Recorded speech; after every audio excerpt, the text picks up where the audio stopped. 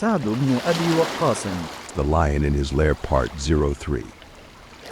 Welcome back to Men Who Changed History. Rostam's 4-month journey.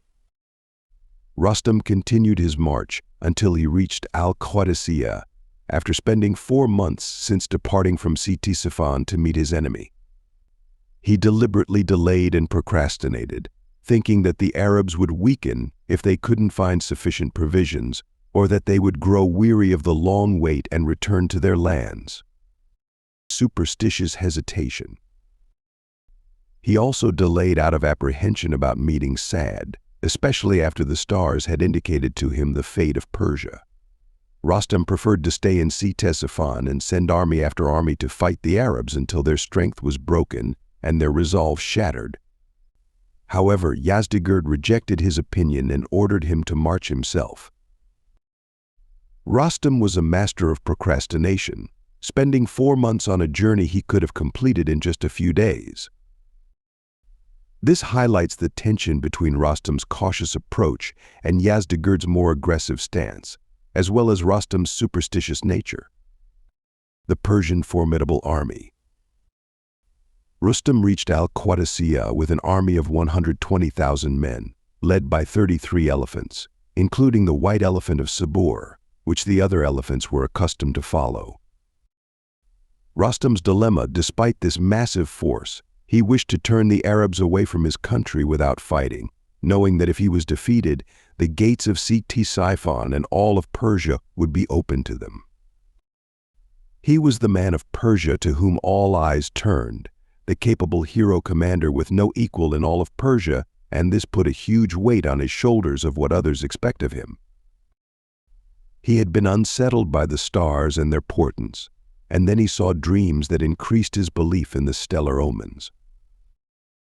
In addition, the Arabs had shown a great deal of bravery, and the numbers and equipment of Persia had not been able to withstand the campaigns launched by the Arabs.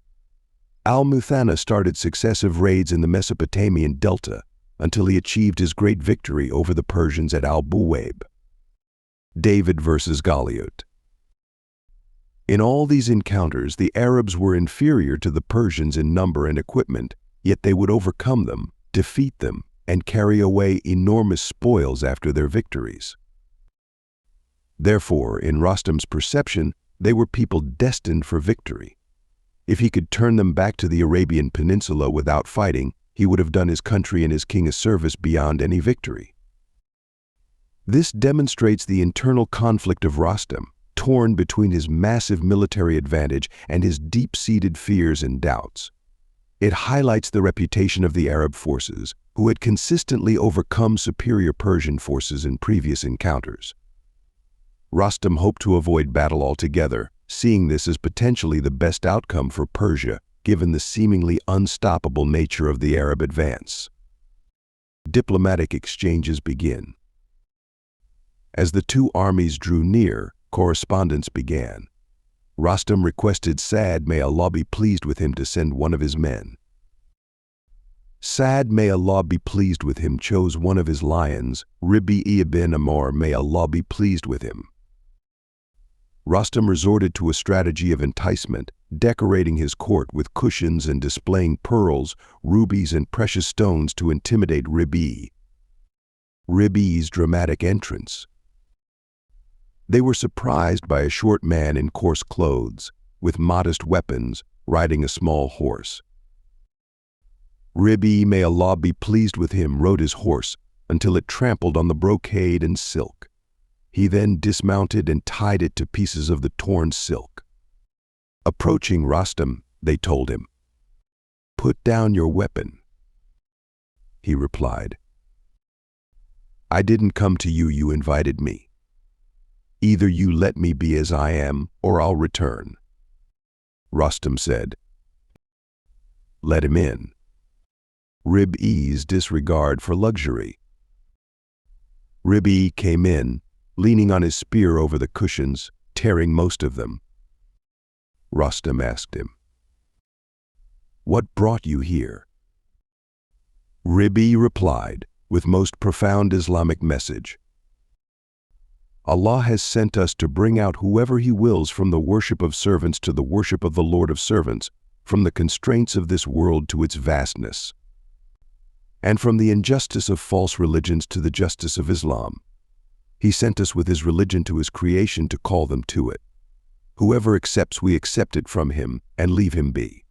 Whoever refuses, we will fight him forever until we reach Allah's promise. Rostam asked, "And what is Allah's promise?" Aby answered, "Paradise for those who die fighting those who refuse, and victory for those who survive." This demonstrates the contrast between the two approaches between Rostam's opulent display and Aby's simple, yet powerful presence. It highlights the cultural clash and the clear, uncompromising message of Islam that Aby delivers. The exchange encapsulates the core motivations of the Muslim conquest and sets the stage for the impending conflict. Rostam's reply. Rostam said, "I have heard your statement. Could you please delay this matter so that we can look into it and consider it?" He said, "Yes. How much would I like for you? A day or two?" Rostam said, "No, even until we write to those of our opinion and the leaders of our people." Then he said, "The messenger of God, may God bless him and grant him peace, has not enjoined upon us that we delay enemies upon meeting for more than 3 days, so look into your affairs and choose one of 3 after the deadline." Rostam said, "Are you their master?" He said, "No, but Muslims are like one body, with the lowest among them being superior to the highest." So Rostam met with the leaders of his people and said, "Have you ever seen something more powerful and more effective than the words of this man?" Analysis of the encounter. This exchange showcases Rabi'a bin Amir's strength of argument, quick wit, and clarity of reasoning. His steadfastness illustrates the Muslim's ultimate goal to shift worship from worldly things to the Creator, and his destined outcome the promised paradise. What was the reason for bin Amir's total conviction and dedication? He knew precisely why he was created and his job in this life. Did he have a wife and children? Did he have a trade or a commerce? Why is it that none of these daily responsibilities, which occupy 100% of our time and concentration, why they did not have a place among bin Amir's priority? One more thing, how can you defeat an army with this level of conviction and single-mindedness? Amazingly, yesterday bin Amr was one of those people who spent his time caring about nothing other than the affairs of this dunya life, and here he is totally focused on the hereafter, and all the thick carpets, cushions, comfort, and opulent lifestyle means nothing to him. The unwavering faith. Despite the temptations of silk, gold, luxuries, and comforts, none could sway him from his path, as he remained focused on what Allah had prepared for him in the hereafter, a reward beyond imagination. We all have to ask a simple but important question. What are our priorities today? Which camp are we closer to? The camp of Rostam seeking opulence, or the power of bin Amr? Which camp do we bring our children to be in, and what does say about our priorities? Next episode. Will Rabi'a bin Amir's steadfastness continue to inspire others in the face of greater challenges? What will be Rostam's next move, bearing in mind that he does not want a war? To find out, please watch the next episode. If you found this episode of benefit, please like it and share it. Tawheed Foundation.